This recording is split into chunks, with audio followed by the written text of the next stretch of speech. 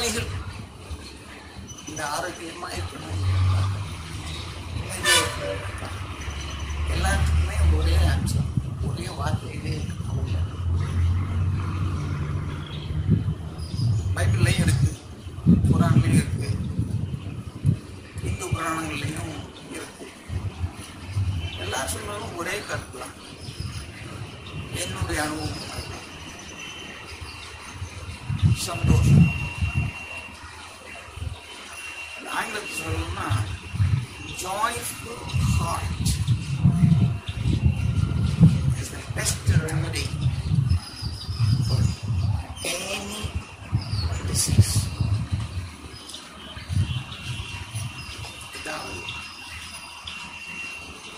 மனசு சந்தோஷமா இருந்தீங்கன்னா எதையும் தாங்கலாம். நம்ம சுற்றி சந்தோஷமே இருக்கும். நோய் நொடி வராது. ஒரு கொசு கூட கிடைக்கும். சந்தோஷமா இல்லை, நம்ம எப்படி எடுத்துக்கிறோம் அந்த அதை பொறுத்து தான் எல்லாமே. வழியே தெரியாது சந்தோஷமா இல்லை. வழி தெரியல என்ன அர்த்தம்? இந்த வியாதி இல்லை, நல்ல உடம்பு, நல்ல ஆரோக்கியம்,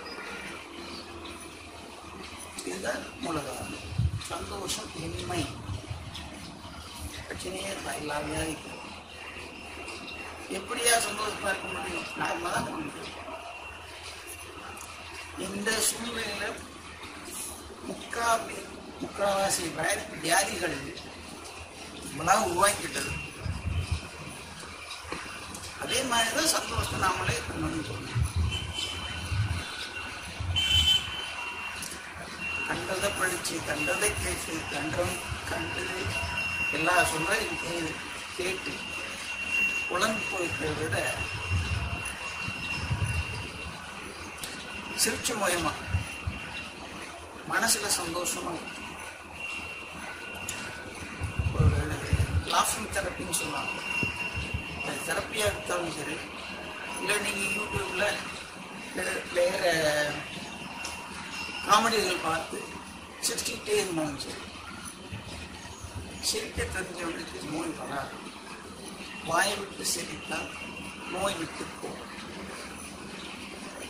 இதுதான் சந்தோஷம். இதை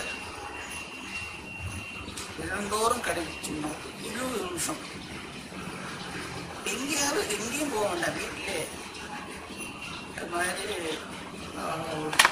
கட்டிப்பிடி வைக்கும். அதுவும் அருமையான ஒரு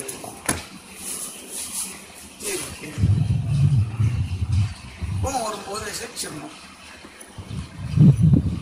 கோபம் வரும்போது சிரிச்சிடணும். அது மாதிரி ஒரு வியாதி வலி எங்கே போகணும், அங்கே ஃபோக்கஸ் பண்ண அந்த வலி விட்டு ஓடிக்கணும் உறுதியா. ஒருத்தர் சொல்றேன், நீங்களா ஃபோக்கஸ் எங்கிருந்து வலி தொடங்கும். ஒரு கேள்வி கேளுங்க, வலி காணாமலே போகும். ஏன்னா நம்ம உடம்புல மனசுதான் எல்லாத்துக்கும் காரணம். மனசு சொல்றது உடம்பு கேட்கறது. அது மனசு சந்தோஷம் வச்சுக்கிட்டா உடம்புல ஆர்வத்தையும் அப்படியே பிரதிபலிக்கும். அவ்வளவுதான், இதான் மேட்ரு. நன்றி.